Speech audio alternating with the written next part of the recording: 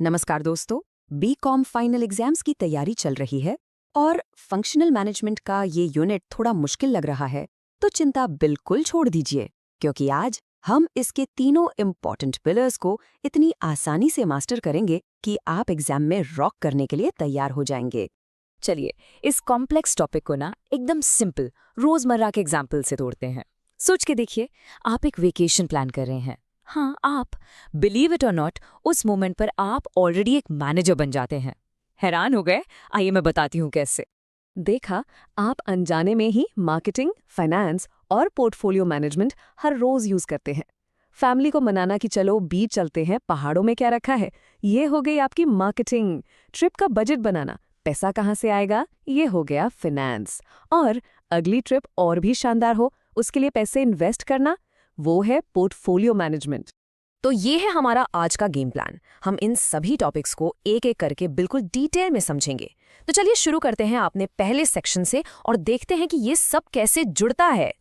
Okay, let's dive right इन। किताबी बातें छोड़कर आखिर इन तीनों एरियाज का आम भाषा में सिंपल इंग्लिश में मतलब क्या है। ये स्लाइड दोस्तों, इस पर स्टार मार्क लगा लीजिए। मार्केटिंग का काम है कस्टमर की जरूरत को समझकर प्रॉफिट कमाना। फाइनेंशियल मैनेजमेंट ये बिजनेस का खून है, यानी पैसा। इसको ठीक से मैनेज करना ताकि बिजनेस चलता रहे और ग्रो करे। और पोर्टफोलियो मैनेजमेंट का काम उस एक्स्ट्रा पैसे को आगे इन्वेस्ट करके बढ़ाना। ये डेफिनेशंस आपको एग्जाम में पूरे नंबर दिला सकती हैं, गारंटीड। चलिए सबसे पहले पर्दा उठाते हैं मार्केटिंग मैनेजमेंट से। ये बिजनेस का वो हिस्सा है जो बिल्कुल सीधा कस्टमर से जुड़ता है।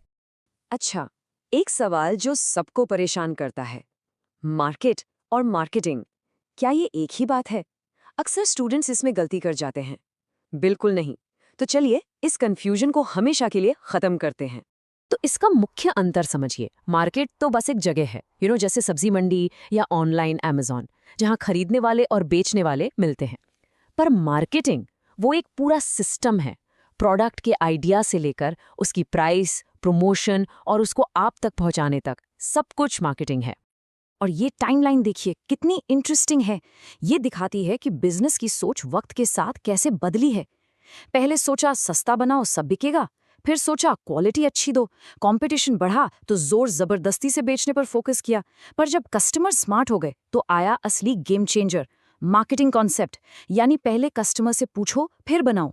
और अब फ्यूचर है सोसाइटल कॉन्सेप्ट, जिसमें कस्टमर के साथ साथ सोसाइटी का भला भी सोचा जाता है। ये एक बहुत ही इंपॉर्टेंट डिस्टिंक्शन है, एग्जाम में जरूर पूछा जाता है। फिजिकल प्रोडक्ट्स जैसे फोन या कार के लिए होते हैं 4 P's: product, price, place, promotion. लेकिन जब बात आती है सर्विसेज की, जैसे बैंकिंग या हॉस्पिटल, तो 3 एक्स्ट्रा P's जुड़ जाते हैं: पीपल यानी स्टाफ कैसा है, प्रोसेस यानी सर्विस मिलती कैसे है, और फिजिकल एविडेंस यानी हॉस्पिटल का माहौल कैसा है। तो गुड्स के लिए 4 P's, सर्विसेज के लिए टोटल 7 P's। अब बात करते हैं बिजनेस के खून की, यानी पैसे की। फाइनेंस। बिजनेस को चलाने और बढ़ाने के लिए पैसा कहाँ से आता है और उससे कैसे मैनेज किया जाता है, ये फाइनेंशियल मैनेजमेंट का सबसे बड़ा सवाल है। मान लीजिए एक कंपनी को 10 लाख रुपए चाहिए, वो पैसा कैसे उठाए? बैंक से लोन ले, जिसे हम कहते हैं डेट, या पब्लिक को शेयर्स बेचकर, जिसे हम कहते हैं equity. Let's analyse the options. इससे सब कुछ क्रिस्टल क्लियर हो जाता है। डेट यानी लोन लेने पर कंपनी का कंट्रोल मालिक के पास रहता है, लेकिन इंटरेस्ट देना ही पड़ता है, जो एक रिस्क है। वहीं इक्विटी यानी शेयर्स बेचने पर कोई फिक्स्ड पेमेंट का रिस्क नहीं होता, लेकिन कंपनी की मालिकाना हक यानी ओनरशिप शेयर करनी पड़ती है। चलिए इसका थोड़ा हिसाब किताब करते हैं। देखिए, अगर कंपनी 10 लाख का लोन 10% इंटरेस्ट पर लेती है, तो सीधा सा हिसाब है, उसे हर साल 1 लाख रुपए का इंटरेस्ट देना ही पड़ेगा, चाहे प्रॉफिट हो या ना हो। ये एक फिक्स्ड कॉस्ट है। तो फिर सही जवाब क्या है, डेट्स या इक्विटी? सच ये है कि कोई एक सही जवाब है ही नहीं। एक अच्छे फाइनेंस मैनेजर का काम इसी रिस्क, कॉस्ट और कंट्रोल के बीच एक परफेक्ट बैलेंस बनाना है, जो कंपनी के लिए सबसे बेस्ट हो। यही असली फाइनेंशियल मैनेजमेंट। चलिए अब देखते हैं कि कंपनी अपने एक्स्ट्रा पैसे को, यानी सरप्लस फंड को, स्मार्ट तरीके से इन्वेस्ट करके और पैसा कैसे कमाती है।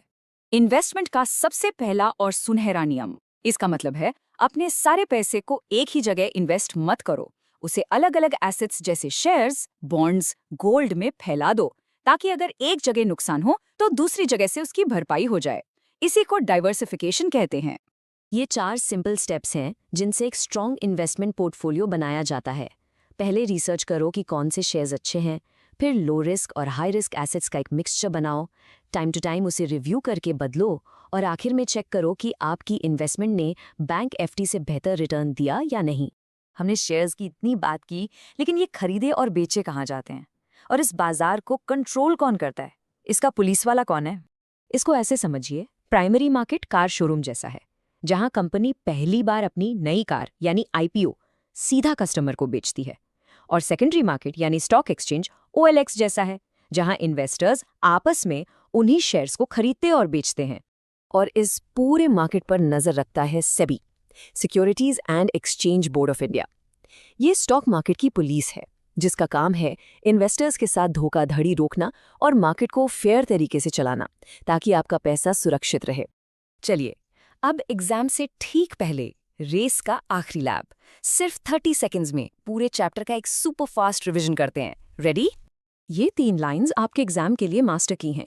ध्यान से सुनिए। पहला, मार्केटिंग, कस्टमर की जरूरत पहचानो और उसे प्रॉफिट के साथ पूरा करो।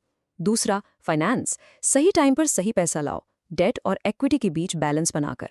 और तीसरा, पोर्टफोलियो, एक्स्ट्रा पैसे को डाइवर्सिफाई करके इन्वेस्ट करो, रिस्क कम करने और रिटर्न बढ़ाने के लिए। इन्हें बिल्कुल मत भूलना। चलिए, एक VVIP क्वेश्चन, एग्जाम में आने के पूरे चांसेस हैं। सर्विसेज के लिए 3 एक्स्ट्रा P's कौन से हैं? थोड़ा सोचिए। याद आया? बिल्कुल सही, people, process and physical evidence. अगला सवाल, सेकेंडरी मार्केट यानी स्टॉक एक्सचेंज का मेन काम क्या है? इसका सबसे बड़ा काम है लिक्विडिटी देना, यानी एक ऐसा प्लेटफॉर्म देना जहां आप जब चाहें अपने शेयर्स को बेचकर कैश ले सकें। तो अब आप फंक्शनल मैनेजमेंट की नींव, इसके तीनों पिलर्स को अच्छी तरह समझ चुके हैं।